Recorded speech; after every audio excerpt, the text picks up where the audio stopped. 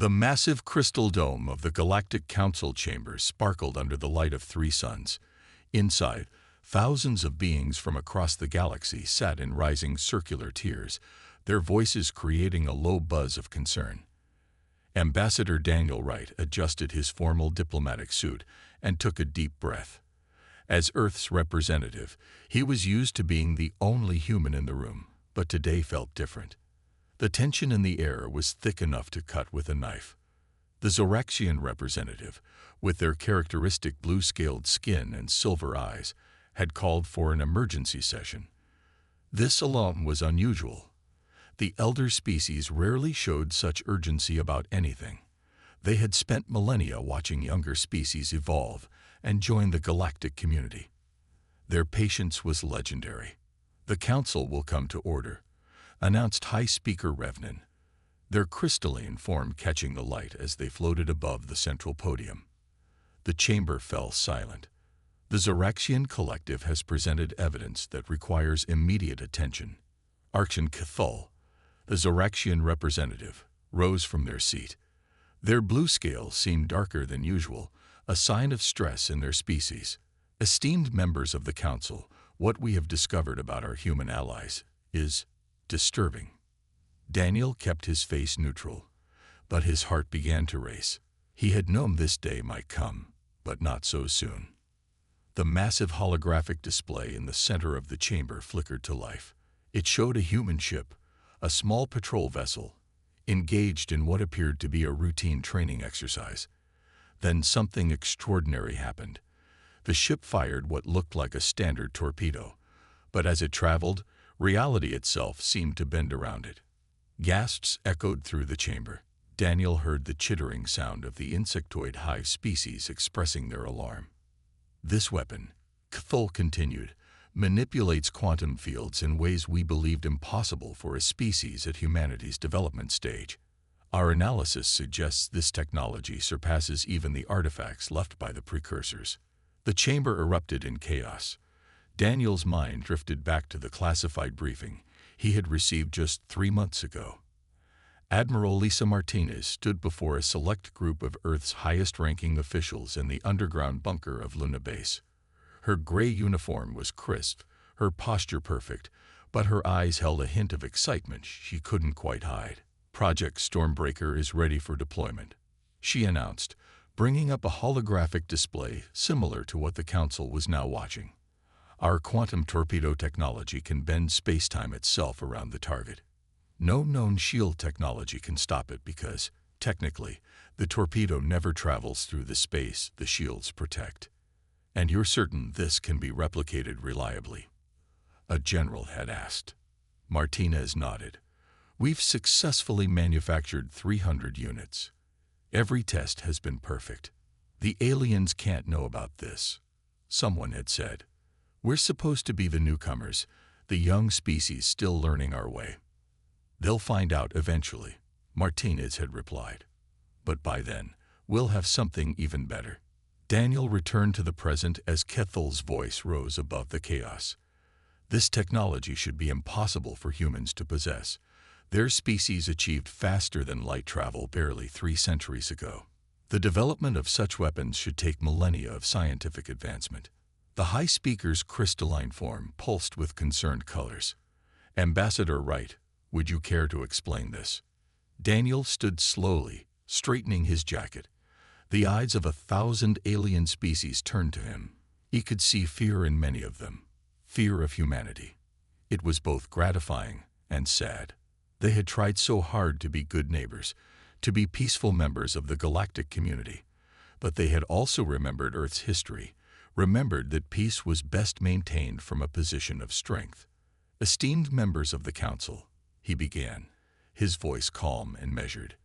"Humanity has always valued innovation and progress.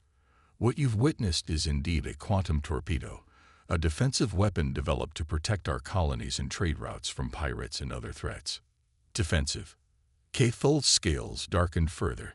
"This weapon could tear a planet apart. And yet we haven't torn any planets apart, have we?" Daniel's voice carried just a hint of steel beneath its diplomatic smoothness. "In the 50 years since we developed this technology, We have used it exactly twice, both times against pirate fleets that were threatening civilian vessels. The chamber buzzed with nervous energy.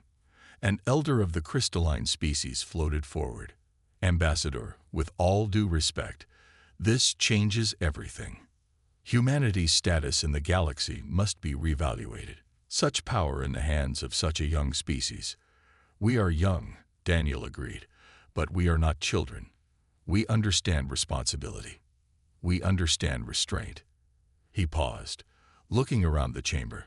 What we don't understand is why our defensive capabilities are being treated as a crisis.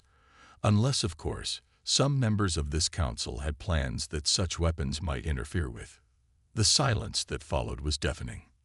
In the back of the chamber, a small device on Daniel's aide's tablet blinked quietly. Back on Earth, in a secure facility deep beneath the Rocky Mountains, Dr. Nathan Harris watched a similar light blink on his console. Project Stormbreaker had never been meant to stay secret forever. In fact, it was just the tip of the iceberg, a carefully calculated revelation to test the waters.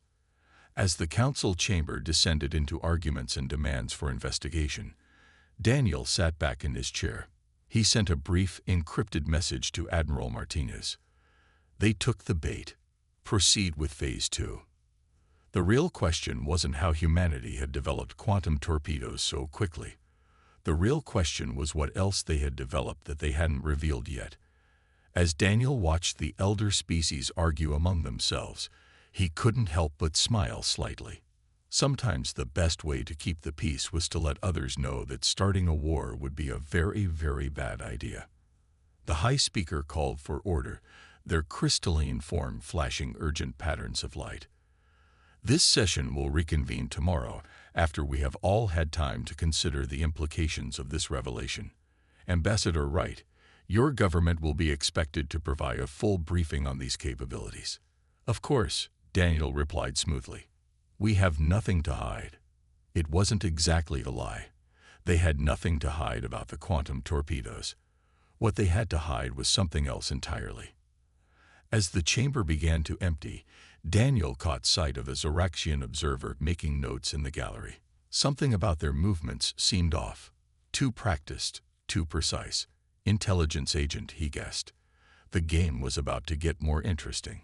He gathered his materials and headed for the exit, already composing in his mind the report he would send to Earth. The elder species were scared, and scared people, or scared aliens, often made poor decisions. The next few days would be crucial. The 3 sons of Centauri Prime were setting as Daniel left the council chambers, casting long shadows across the crystal spires of the diplomatic district. Humanity had just revealed their first card in a game they had been preparing to play for centuries. Now they would see how the galaxy's elder species chose to respond. Whatever happened next, Earth was ready. They had made sure of that. Claire Bennett stared at her reflection in the mirror of her small apartment in Denver. Her human disguise was perfect. The Zoraxian transformation technology had replicated every detail, from the light brown hair to the slight freckles across her nose. She had spent months studying human mannerisms, learning to smile with her mouth instead of her scales, training herself not to flinch at the sight of water falling from the sky. The data tablet on her desk linked with her mission parameters: infiltrate Earth's defense research facility and uncover the true extent of human military technology. Her cover identity was perfect. A newly transferred quantum physicist with credentials that would pass any background check. The humans were clever, but surely they couldn't detect technology that had been perfected over thousands of years. She was wrong. Dr. Nathan Harris sat in his office deep within the Rocky Mountain complex, reviewing the security feeds. The coffee in his mug had gone cold hours ago, but he barely noticed. His eyes were fixed on the image of their newest team member, Dr. Claire Bennett. Running facial analysis again, he muttered to himself, typing commands into his terminal. The computer responded instantly, overlaying the image with a complex grid of measurements and data points. Everything matched her background perfectly, too perfectly. Nathan took another sip of his cold coffee and smiled. Admiral Martinez's warning had been right on time. They had been expecting infiltrators ever since the council meeting. "Let's see what you make of this, Dr. Bennett," he said to the empty room. The next morning, Claire walked through the security checkpoints of the Rocky Mountain complex. Each scan made her heart race, but her diplomatic immunity coating held firm. The human security systems saw exactly what they were supposed to see. The facility impressed her, despite herself. The humans had carved out an entire research city inside the mountain. Vast chambers held laboratories, test facilities, and equipment that rivaled anything she had seen in Zoraxian space. "Dr. Bennett," Nathan's voice called out as she entered the quantum research lab. Just in time. "We're about to run a new test on the torpedo guidance systems." Claire forced herself to smile naturally. Wouldn't miss it for the world. The lab itself was enormous, with dozens of scientists working at various stations. In the center stood a sealed chamber containing what appeared to be a miniature version of the quantum torpedo she had seen in the council footage. Nathan led her to a workstation. "We're having some trouble with the quantum field harmonics. Maybe a fresh pair of eyes would help." He pulled up a series of equations that made Claire's breath catch. These weren't just advanced, they were impossible. "Is something wrong?" Nathan asked, watching her carefully. No. Claire recovered quickly, just impressed by the complexity. "Oh, this is nothing," Nathan said casually. "Just the basic stuff. Wait until you see what we're working on in Lab 7. Throughout the day, Claire observed test after test. Each demonstration revealed capabilities that should have been centuries beyond human development. The quantum torpedoes weren't just weapons. They were perfect expressions of physics that her people had only theorized about. During her lunch break, she sat in the facility's cafeteria, pushing food around her plate, while composing a message in her mind for her handlers. How could she explain what she was seeing? The humans weren't just lucky or clever. They were operating on a level that threatened everything the elder species thought they knew about technological development. "Mind if I join you?" Nathan's voice interrupted her thoughts. He sat down without waiting for an answer, placing his tray on the table. "You know, it's funny. I've been reviewing some old physics papers from the Zoraxian archives, and I have a question about quantum entanglement that you might be able to help with." Claire's fork froze halfway to her mouth. "The Zoraxian archives." "Oh yes," Nathan said casually. "Fascinating stuff, especially their work on biological transformation technology. Did you know they can actually alter their cellular structure to mimic other species?" He looked directly into her eyes, almost perfectly, in fact. Almost. The cafeteria suddenly felt very quiet. Claire realized that the other scientists had slowly moved away from their area, and 2 security officers had appeared near the exits. "How long have you known?" she asked, dropping the human speech patterns she had worked so hard to perfect. "Since before you arrived," Nathan replied. "We've known about the Zoraxian infiltration program for years. In fact, we were counting on it." He leaned forward. "Would you like to know why?" Claire's training had prepared her for many scenarios, but not this one. "You wanted us to see your technology." "No," Nathan smiled.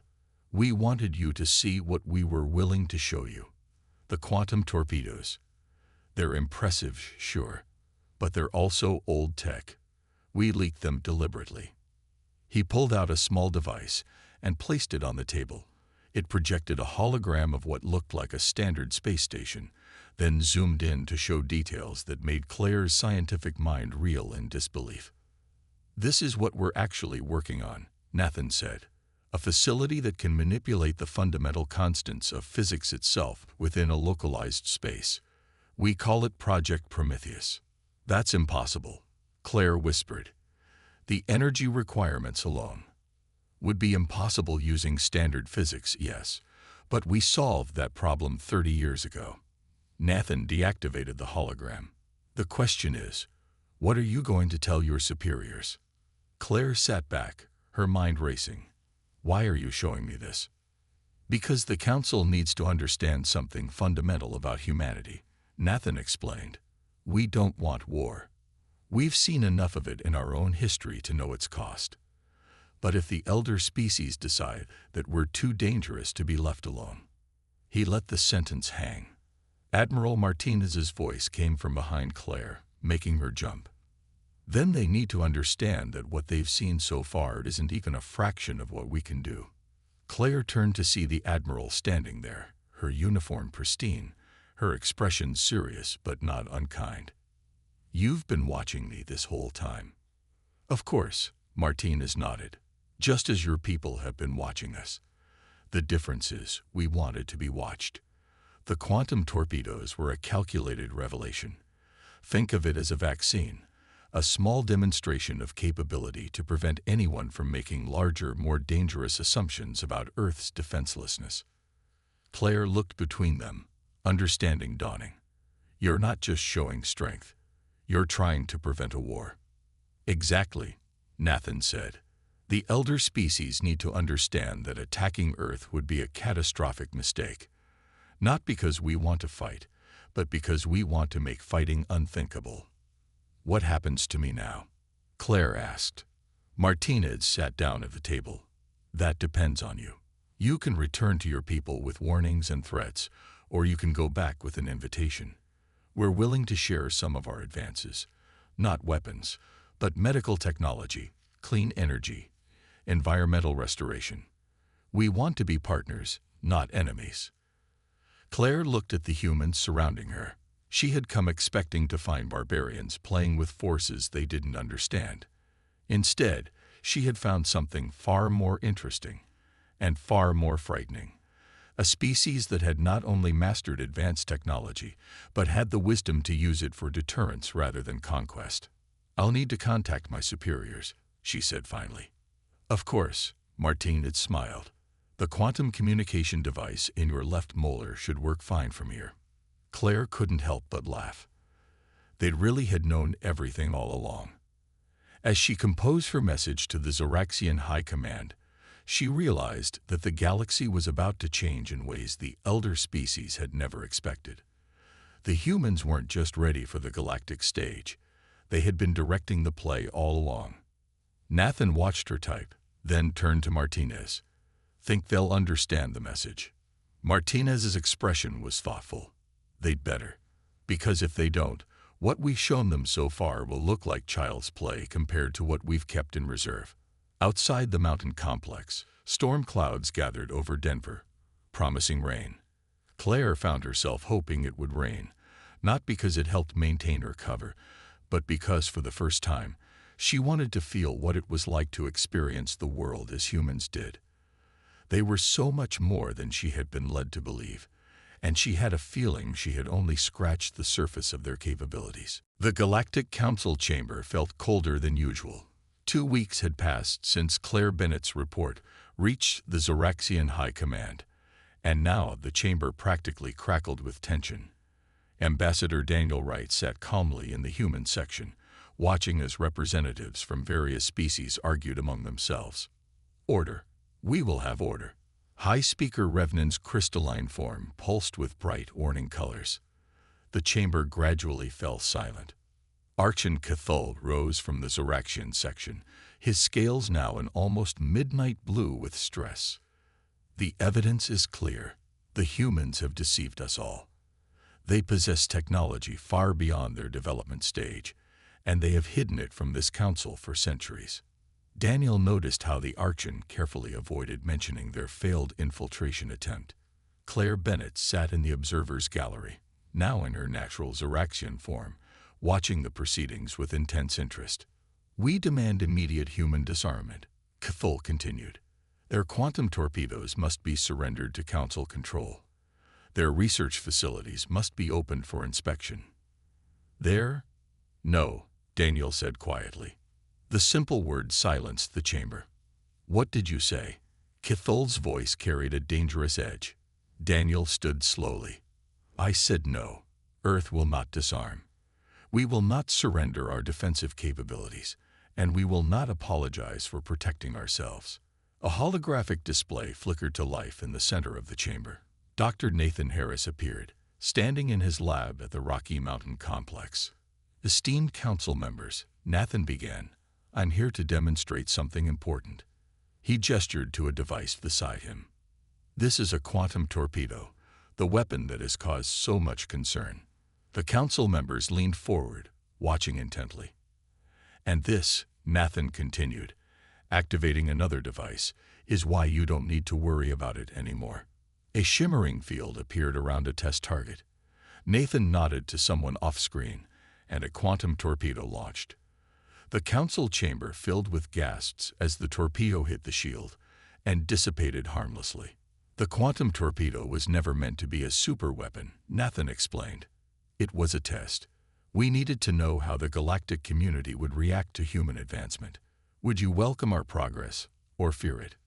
Daniel watched the shock spread through the chamber. Earth has developed this shield technology as well. We can protect ourselves from quantum weapons, both ours and anyone else's.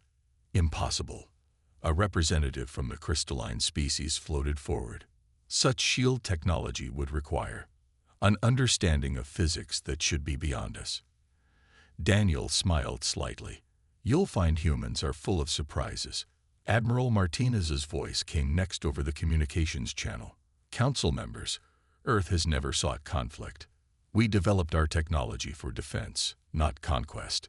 But recent events have forced us to reveal more than we planned. The hologram shifted to show a vast space station orbiting Jupiter. This is Project Prometheus, a facility capable of locally altering the fundamental constants of physics itself. The chamber erupted in chaos. Several species began shouting about violations of natural law. Others demanded immediate military action against Earth. A few sat in stunned silence. Enough. The high speaker's voice cut through the noise.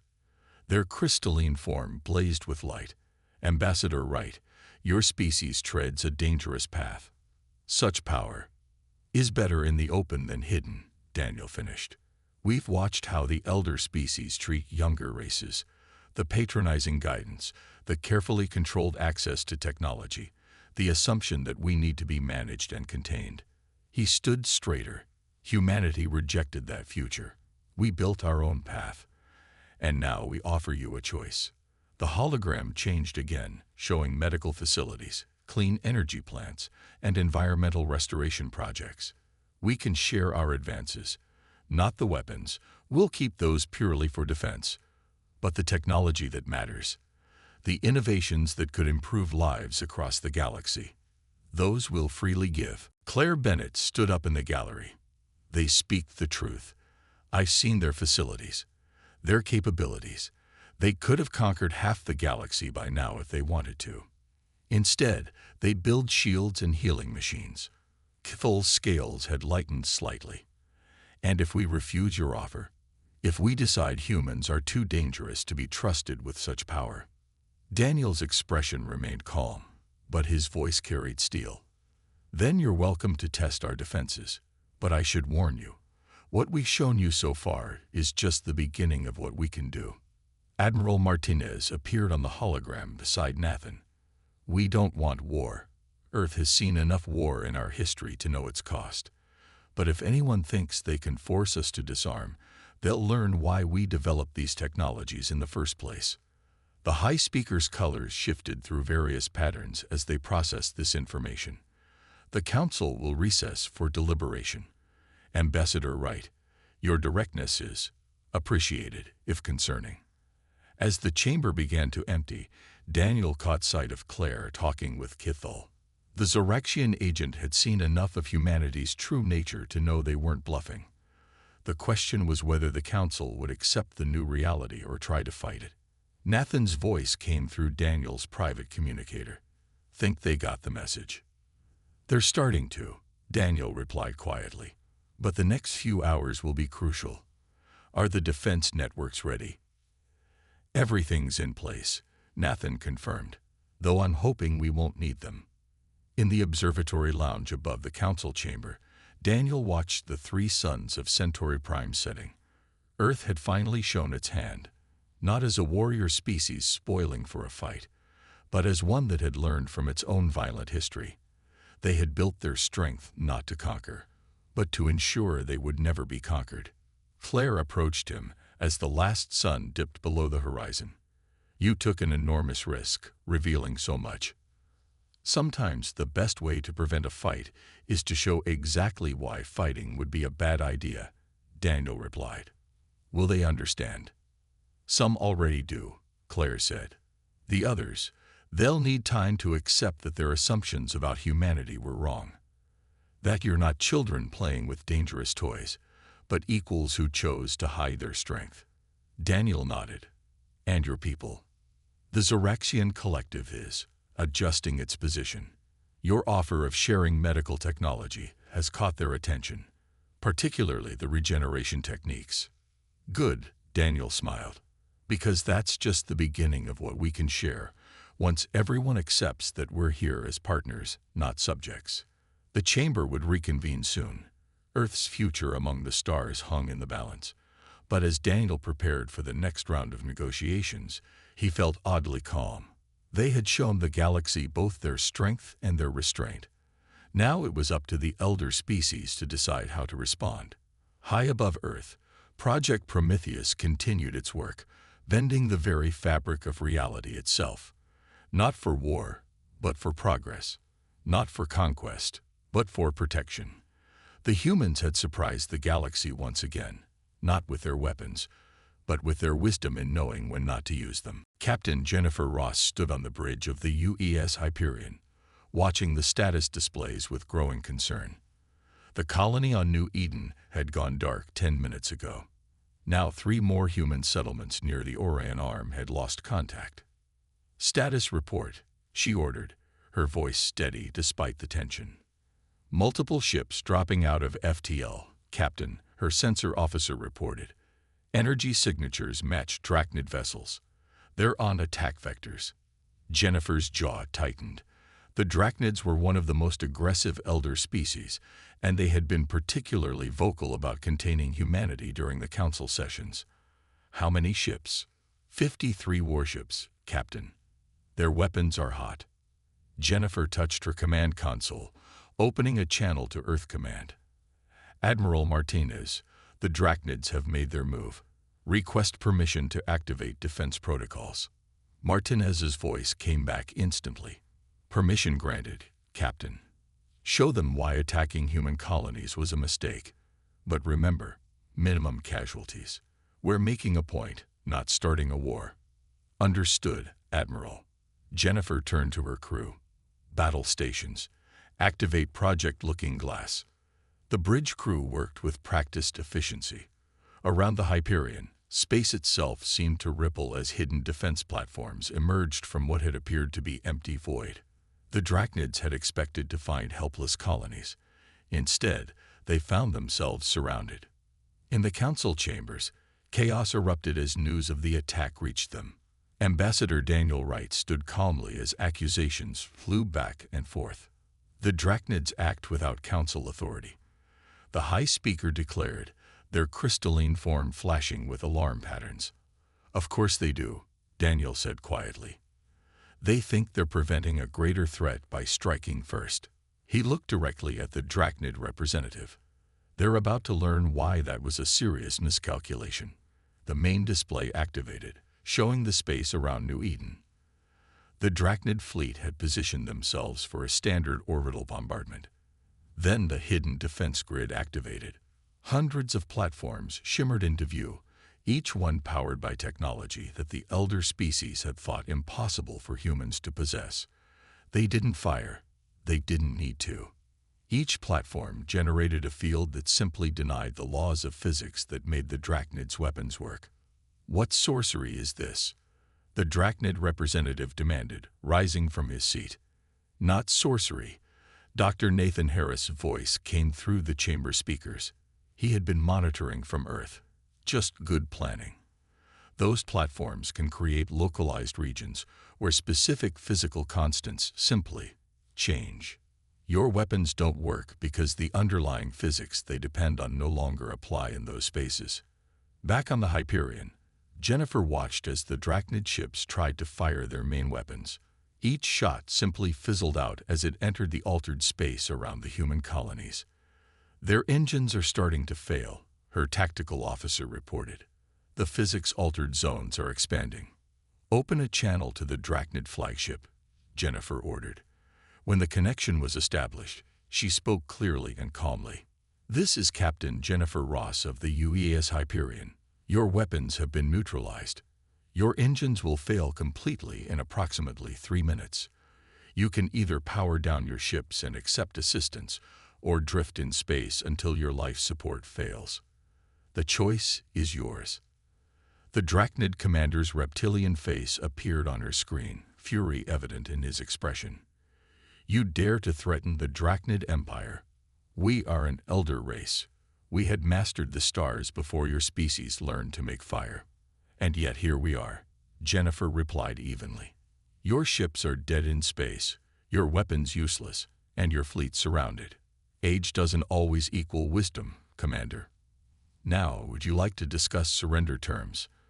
In the council chamber, Claire Bennett watched the situation unfold with fascination.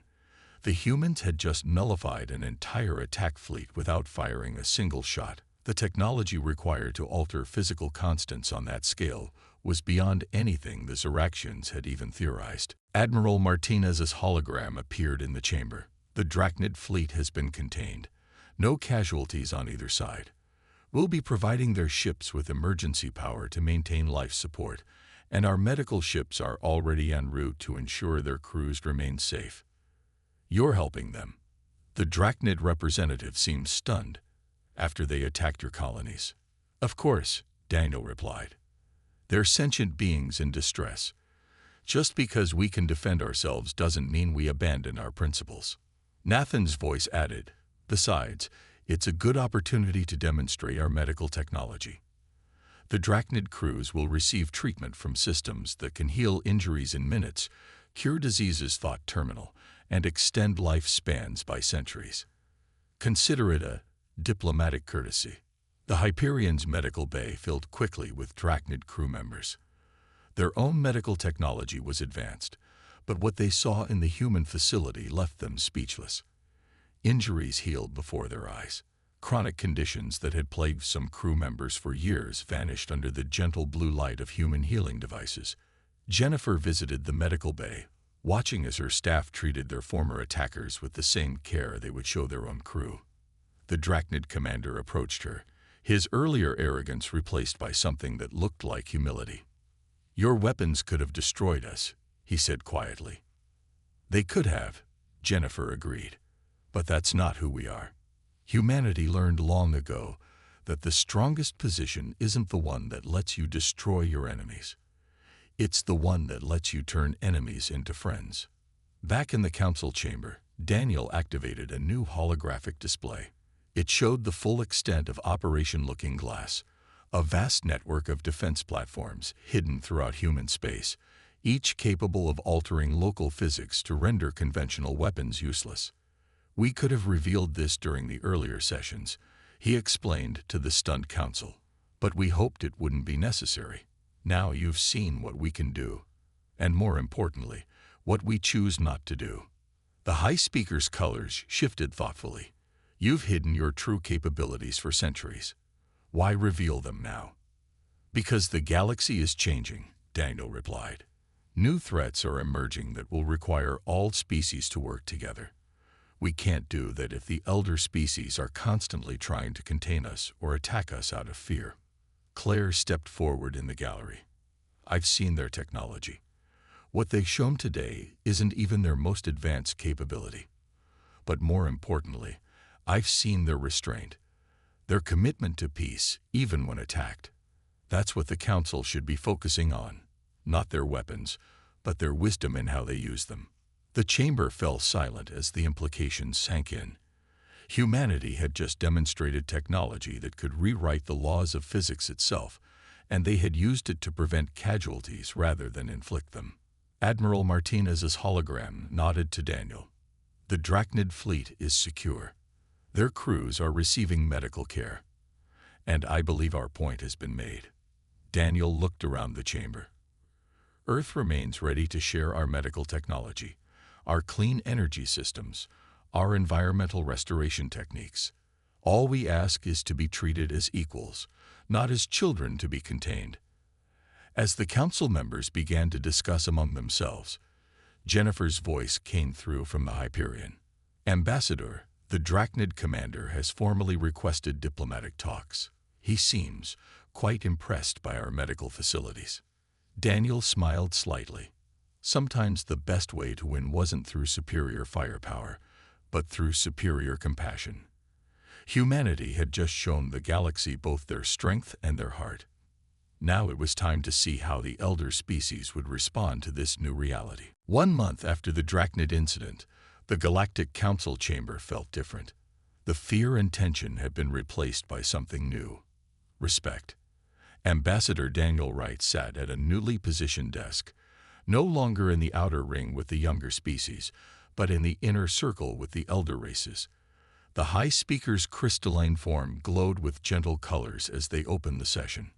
"We gather today to discuss humanity's new role in the galactic community." On the main display, images from across human space showed the changes of the past month. Drakhnid warships, once enemies, now docked peacefully at human stations. Their crews received medical treatment that their own technology couldn't provide. Trade routes that had been restricted were now open and busy. Dr. Nathan Harris stood at the podium, sharing his presentation about human technological development. The quantum torpedoes were just the beginning. He explained, showing diagrams of more advanced systems. But today we want to talk about something more important than weapons. The display changed to show a massive space station orbiting Earth's moon. This is the Genesis Institute. It's where we develop our medical technology, clean energy systems, and environmental restoration tools. And as of today, it's open to scientists from all species. Claire Bennett, now Earth's official liaison to the Zoraxian Collective, watched from her new seat in the diplomatic section. She remembered her first days undercover on Earth, how wrong her assumptions had been. Now she understood what made humans truly special, not their technology, but their willingness to share it. Admiral Martinez stood in the Genesis Institute's main atrium, surrounded by delegates from 30 different species. "Welcome to humanity's true pride and joy," she said, gesturing to the research labs around them. "Everything you've heard about our weapons, that's nothing compared to what we can do to heal and build." In one lab, human doctors worked alongside drakhnid physicians, showing them how to use regeneration technology that could regrow lost limbs. In another, Zoraxian scientists studied human environmental systems that could restore dead worlds to life. "Your weapons frightened us," a drakhnid scientist admitted, watching as a human device healed a terminal patient in minutes. "But this is true power." Martinez smiled. "That's what we've been trying to tell you. Humanity didn't advance so quickly because we were focusing on weapons. We advanced because we were trying to solve problems that affected all living beings." Back in the council chamber, Captain Jennifer Ross presented the data from the Hyperion's recent diplomatic mission. "In the past month, we've established medical facilities in 12 different systems," she reported. "The results speak for themselves. Disease rates down 90%. Life expectancy increased by centuries in some species. Birth rates stabilized in populations that were dying out." The drakhnid representative, once so hostile, now nodded in agreement. "Our people have benefited more from 1 month of human medical technology than from 1,000 years of military advancement." Daniel stood to address the council. "This is what humanity has always wanted, not to dominate, but to cooperate, not to fight, but to heal. The weapons we developed were only to ensure we'd have the chance to share our other discoveries." Dr. Harris activated a new hologram, showing plans for an even larger project. "With the Council's permission, we'd like to begin construction of the Galactic Science Academy, a place where all species can work together, sharing their knowledge and innovations." The High Speaker's colors shifted to patterns of approval. "You hide your greatest achievements, reveal terrible weapons, then show us wonders beyond imagination. Humans are puzzling. We had to be sure we'd be allowed to help," Daniel explained. "Earth's history taught us that good intentions aren't always enough. Sometimes you need to show strength before you can show kindness. Claire stepped forward. As someone who came to study human weapons and instead discovered their medicine, I can testify to their true nature. They could have built an empire. Instead, they built hospitals. In his lab at the Rocky Mountain Complex, Nathan worked late into the night. The quantum torpedoes that had started this whole chain of events were being converted into deep space exploration tools. Their ability to bend spacetime would now be used to study the universe, not threaten it. A message from Admiral Martinez appeared on his screen. Project Prometheus is ready for Phase 2. Are you sure about this? Nathan typed back, absolutely. Time to show them what it can really do. The next day, the Council gathered for a special demonstration. The massive station orbiting Jupiter hummed with power as Project Prometheus activated its true purpose. In the space before them, reality shifted and changed. This is why we developed the ability to alter physical constants, Nathan explained to the stunned audience. Not for weapons, but for this. They watched as a barren moon transformed. Its dead surface came alive with plants and water. Its toxic atmosphere cleared and became breathable. In the space of an hour, Project Prometheus had transformed a lifeless rock into a living world. We call it terraforming, Daniel said quietly. The ability to create new homes for any species that needs them. This is what we've been working toward all along. The council chamber erupted not in fear this time, but in excitement. Representatives from dozens of species began talking at once, discussing the possibilities this technology offered. There are thousands of dead worlds in our space, the Zoraxian representative said. Worlds we thought would never support life again. Now they can. Nathan nodded. With your help, we can restore them all. As the session concluded, Daniel sat in his office, looking out at the 3 setting suns of Centauri Prime. Claire joined him, carrying reports from the various scientific exchanges now happening across human space. You took an enormous risk, she said, showing weapons first, then revealing your true capabilities. We had to, Daniel replied. If we just offered to help, the elder species would have seen us as naive children playing with forces we didn't understand. We needed them to fear us a little before they could respect us enough to accept our help. And now? Now we do what humanity does best. We build, we heal, and we explore. He smiled. The weapons will stay in place, of course, a shield to protect the real work. But they'll never be our focus. Above them, the stars shone bright in the alien sky. Somewhere out there, the Genesis Institute was sharing human medical technology with dozens of species. Project Prometheus was preparing to restore its first dead world. And in labs across human space, scientists of all species worked together, learning from each other, growing stronger together. The high speaker's final words of the session echoed in Daniel's mind. Perhaps we were wrong about which species should be considered elder. You have much to teach us, humans. Daniel looked at the latest reports from Earth. The sharing of alien technology had already led to breakthroughs in dozens of fields. Humanity had given much, but they were receiving just as much in return. This was what they had worked toward for so long. Not dominance, but partnership. Not fear, but respect. Not war, but progress. The age of isolation was over. The galaxy had changed, and humanity had helped change it. And they had done it not through the weapons that had frightened the elder species, but through the healing and creation that had amazed them. As night fell on Centauri Prime, ships from 100 worlds docked at human stations, carrying scientists and diplomats eager to learn and share. The weapons that had started it all lay quiet, a silent guardian force protecting something far more powerful: hope.